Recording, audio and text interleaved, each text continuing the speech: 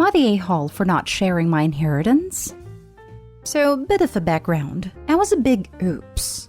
My bio mom was a wealthy woman who apparently never wanted marriage or kids. She met my dad at a work event, same job type, different locations, not sharing specifics for anonymity, and they started seeing each other casually for a few months. And then boom! Her pill, the rubber, and a plan B all failed to stop me from existing. My mother was going to abort me, but my father begged her not to because he was actually married and was told that his wife only had like a 1% chance of ever carrying a baby to term. She agreed only on the stipulation that she can give me up. No visitation, no parenting, nothing but child support. And he and his wife reached an agreement and took me under the ruse she'd raise me as her biological daughter. Needless to say, I never met my bio mom, but it doesn't get any better for me from there. My stepmom actually ended up having a miracle about a year after I was born. A son. My brother has never treated me any different, and I love him dearly, but I could always tell I was never my parents' priority. I more or less just kind of existed to be seen, never heard or really acknowledged unless it was something for the family. When I turned 13, I got the opportunity to meet my bio grandma, mom's mom. She had no idea I existed and petitioned for visitation. I loved it so much with her that I asked if I could live with her. My dad and stepmom seemed happy to be rid of me and accepted. My bio mom never visited her mom anyway, a rift over her not settling down and having kids. Well, that was 6 years ago. My bio mom just died a month ago and surprisingly left everything she owned to me, with the stipulation that I go to school for business and better myself according to her letter that the lawyer and trustee told me about. This is life-changing money. I'm talking I went from lowest middle class, grandma left everything to me, but it wasn't a lot, just a house and a couple thousand, to a multi-millionaire. Now, my dad and stepmom are on my case to share the money. I have no idea how they found out as grandma passed last year, right after I graduated. It was her dream to see me graduate and she had been sick for a few years. And the only person I talked to is my brother, but I never even told him. Apparently, they don't have the money to send him to an Ivy League school like they've always wanted. But money's no longer an object for me. I know they raised me for 13 years, but this money could really change my life. Am I the a-hole if I don't share it? Now for the top comments. Don't give them money. Maybe set something up with a lawyer like a trust for your brother to use for only school. This way money can't be withdrawn from it. They have proven they only want the money, not the a-hole. This is a reasonable thing to do. Despite the parents treating her indifferently, her brother sounds like he was a good brother. So I can understand if she wants to help him, but with rules in place that make sure it's only him that benefits. It's still a huge favor on Opie's part. Opie's not a-hole in any way, shape or form. Not a-hole. Clearly you weren't a priority until it benefited them. They let you go without thinking twice. Keep the money and do with it as your grandman you would have wanted to. Seems your bio mom showed up for you in ways the family that was physically there didn't. Yes, yes, yes. Opie, you weren't a priority until you had something they wanted to take. If you want to help your brother, contact a lawyer who can help you set up a trust account that pays only for his university tuition, so it cannot be withdrawn by your dad and stepmom, and your brother cannot be pressured to give them anything, etc. Not a-hole. They should have treated you better, and now they're facing the same fate as Cinderella's family did in the classic fairy tale. You reap what you sow. Please hire a financial advisor. This, you want someone who can help maintain the money, as well as help avoid tax situations you've never had to deal with before. Also, tell your parents to kick rocks. When your brother graduates, if you want to pay off whatever loans he has, you can make that decision for yourself based on the relationship you have with him. But don't tell him or these jerks it's even the remotest option.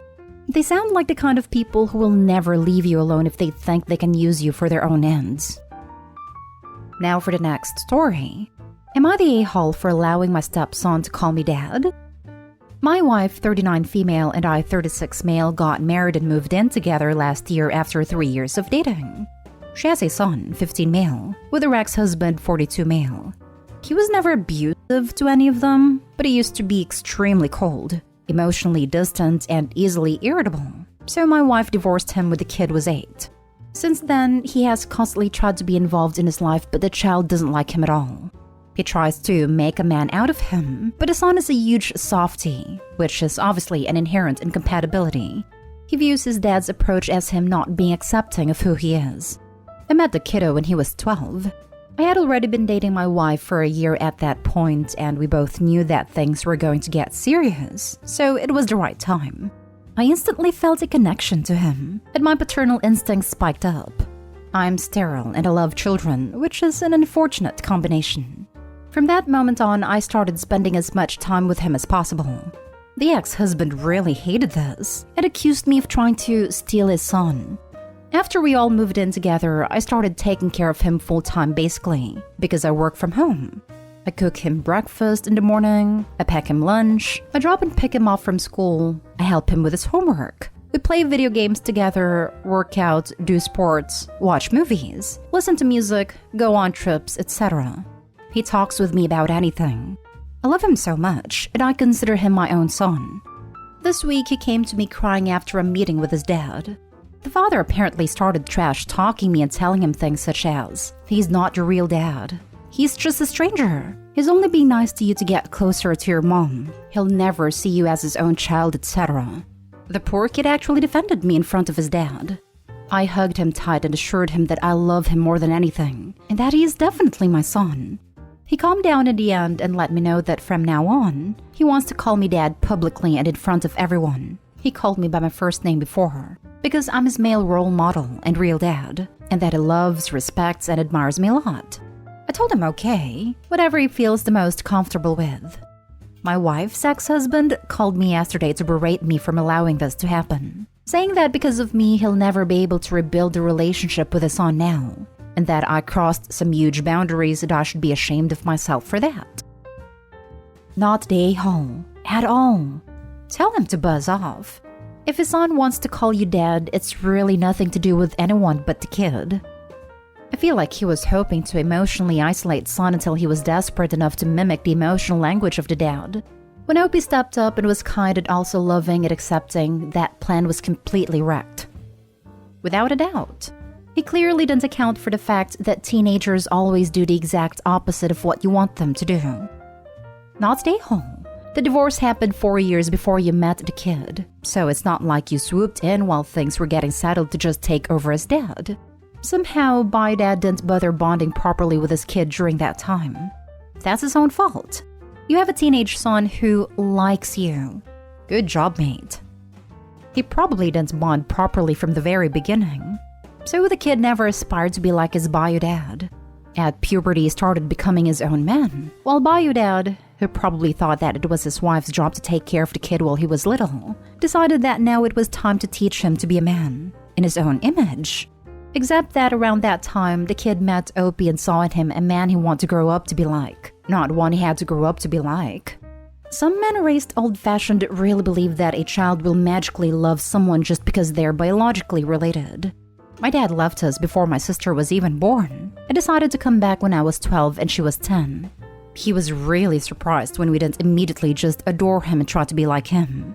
Kept talking crap about our grandfather who was a real father figure in our lives. Now that we are adults, my sister went no contact and I speak to him a couple of times per year mostly out of pity. Not stay home. Way to go, Opie. In a very real sense, you are his dad, which is so much more than biological progenitor. Next story. Am I the a-hole for refusing to let my daughter and her husband move into my son's room while he's being hospitalized? I'm widowed with 2 children, Lillian 24 and Adam 17.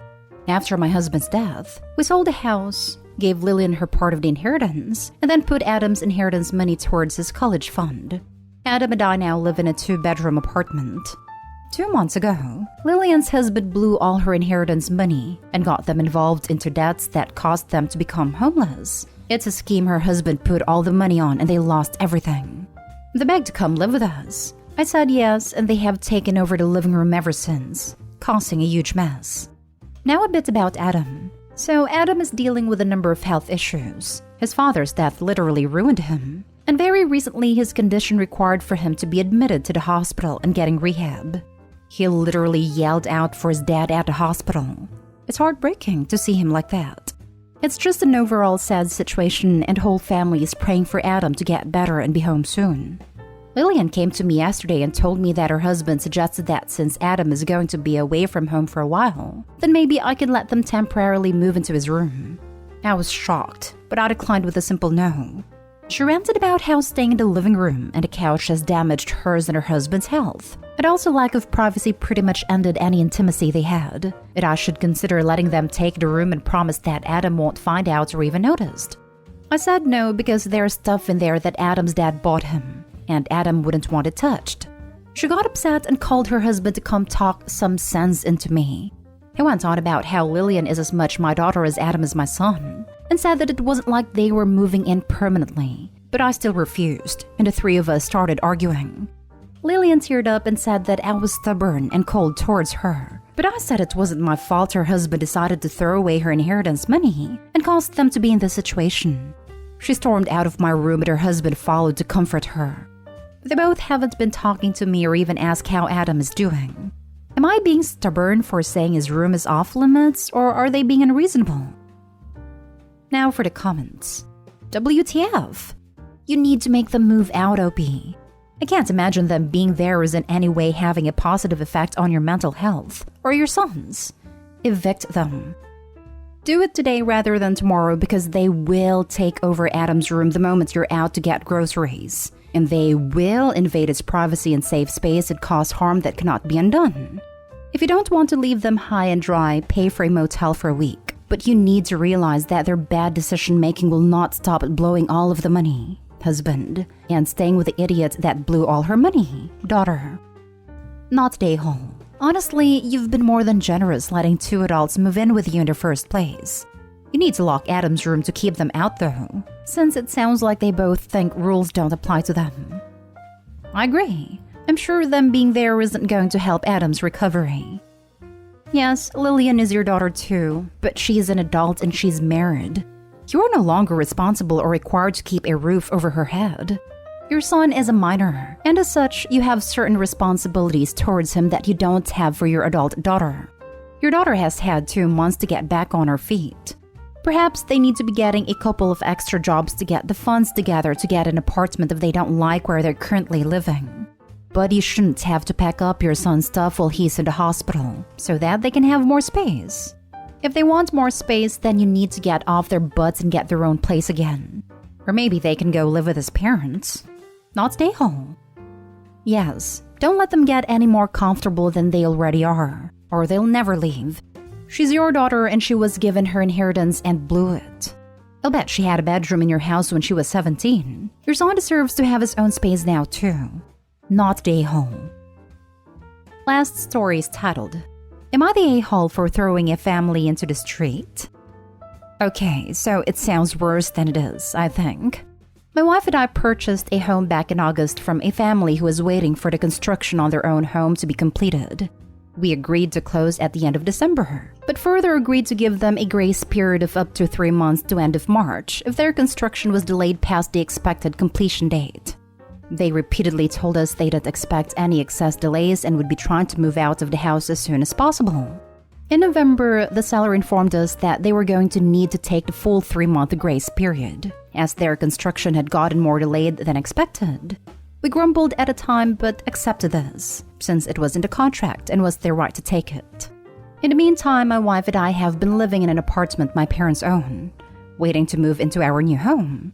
My parents bought a place in our city so they could spend more time closer to us and to our child who is their first grandchild, born 10 months ago. My parents only plan on moving here for an extended period starting in September of this year. The apartment we're in is pretty small. It is not really suitable for a baby, especially one who is right on the cusp of walking. We are very eager at this point to move into the new place and make sure it has sufficient amenities for the baby as well as for us. In order to get things ready as soon as possible, my wife has been working to secure a contractor for a renovation of our new home, which is estimated to take up to a month. We have already paid a down payment to the contractor to book him for April of this year. So you can imagine our surprise when the seller called up about a week ago and offered to pay rent for us to extend the grace period an extra 6 weeks. We didn't really want to delay further, so we told them that we were sticking to the terms of our contract and that they had to give us the keys and remove all of their property from the premises by the end of March. Today they called again and this time begged to let them stay for an extra month until the beginning of May. They said that they had nowhere to go. Her mother is going into surgery at the end of the month and they don't have a place near where their daughter is supposed to go to school. We wanted to be reasonable, so we called our contractor to see if he could push off doing the work until May. But he is already booked and wouldn't be able to start the work until August. So we called them back and told them we wouldn't be able to help, and that they would have to make arrangements for themselves elsewhere. At this point, the wife of the couple started crying and saying we were basically throwing them out onto the street. We do have a safe, free place to stay, but we are already paying the mortgage on the house that they are currently living in. So Reddit, am I the a-hole for sticking to the terms of the contract and forcing them to leave the home? Not an a-hole. You are not an a-hole for holding them to the contractual agreement they signed when you bought the house. What they are dealing with is not wanting to be inconvenienced by storing their stuff and temporarily living in an Airbnb. You need a house to complete your planned renovations, and you can't delay that because that would then screw over your folks moving into their apartment where you are currently staying. And trust me, you want to have a buffer for your renovations as well. And consider this, they have 2 months ahead of them to figure out alternative housing. Staying in the house is just what's easiest for them. Exactly. Furthermore, since this is a done deal, have they blown the money from the sale? Clearly, they had some wealth if they were building a home and are paying off family medical bills simultaneously. I understand crap happens, but I highly doubt that they suddenly just broke the bank. Not a home. Good grief. Sorry to say this, but you may have to legally evict those folks. Would you actually have to evict rather than just make them leave? The new owners never rented to them, have never received money from them, and have a contract. If I bought something from you and didn't give it to you, that's theft. It would suck if they have to do that.